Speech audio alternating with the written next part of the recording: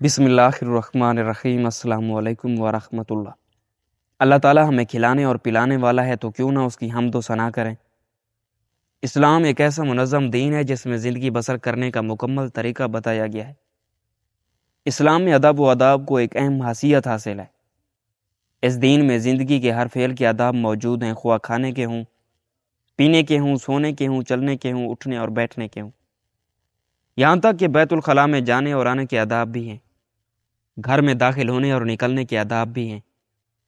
کھانے سے پہلے دونوں ہاتھوں کو دھونا چاہیے تاکہ دونوں ہاتھ کھانے کے دوران صاف ستھرے ہوں، کہیں پہلے سے موجود ہاتھوں پر میل کچیل کی وجہ سے نقصان نہ ہو۔ کھانے سے پہلے بسم اللہ پڑھنا واجب ہے، اور بسم اللہ سے مراد کھانے کی ابتدا میں صرف بسم اللہ ہی ہے۔ رسول اللہ صلی اللہ علیہ وسلم نے فرمایا، جب تم میں سے کوئی کھانا کھائے تو اللہ کا نام لے، اور اگر اللہ تعالیٰ کا نام ابتدا میں لینا بھول جائے تو کہے بسم اللہ اول و آخر۔ مسلمان پر دائیں ہاتھ سے کھانا واجب ہے، بائیں ہاتھ سے کھانا منع ہے۔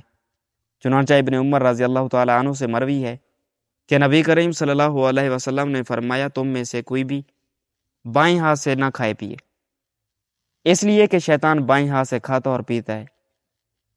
لہٰذا اگر کوئی مجبوری ہو جس کی وجہ سے دائیں ہاتھ سے کھانا پینا ممکن نہ ہو، جیسے بیماری یا زخم وغیرہ ہے، تو بائیں ہاتھ سے کھانے میں کوئی حرج نہیں۔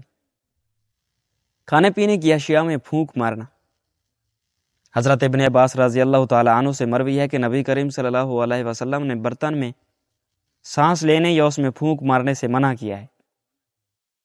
مسلمان کے لیے مسنون یہ ہے کہ اپنے سامنے موجود کھانے میں سے کھائے اور دوسروں کے سامنے سے ہاتھ بڑھا کر نہ اٹھائے، اس لیے کہ رسول اللہ صلی اللہ علیہ وسلم نے عمر بن ابو سلمہ سے فرمایا تھا، اللہ کا نام لے اور اپنے دائیں ہاتھ سے کھا، اور جو تمہارے سامنے ہے اس میں سے کھا۔ ویسے بھی کھانا کھانے کے دوران اپنے ساتھ بیٹھے ہوئے افراد کے سامنے سے کھانا کھانا بری عادت ہے۔ آپ صلی اللہ علیہ وسلم نے فرمایا، برکت کھانے کے درمیان میں نازل ہوتی ہے، اس لیے کھانے کے کنارے سے کھاؤ، درمیان سے مت کھاؤ۔ کھانے میں عیب نکالنا۔ آپ صلی اللہ علیہ وسلم نے کھانے میں کبھی عیب نہیں نکالے۔ آپ کو کھانا پسند آتا تو کھا لیتے تھے، اور اگر نہیں آتا تو چھوڑ دیتے تھے۔ آپ صلی اللہ علیہ وسلم نے فرمایا، دنیا میں سب سے زیادہ پیٹ بھر کر کھانے والا قیامت کے دن سب سے بھوکا ہوگا۔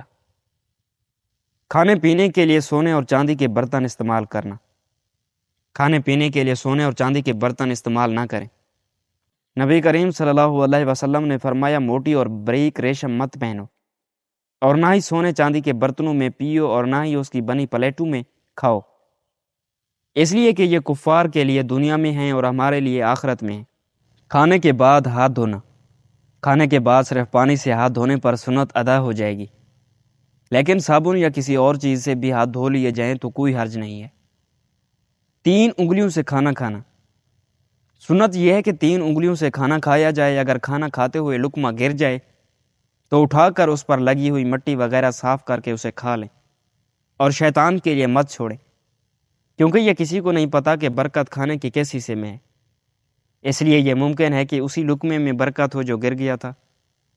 چنانچہ اگر لقمے کو چھوڑ دیا تو ہو سکتا ہے کہ اس سے کھانے کی برکت چلی جائے۔ کھانے سے فراغت کے بعد الحمدللہ کہنا اور دعا پڑھنا مسنون ہے، اور ان دعاؤں میں اللہ پاک کی حمد و ثنا کی جاتی ہے، جس سے اللہ تعالیٰ خوش ہوتا ہے اور اپنے بندوں کو بہتر سے بہتر رزق عطا کرتا ہے۔ اللہ پاک ہمیں حلال روزی عطا فرمائے اور حرام سے بچنے کی توفیق عطا فرمائے، آمین۔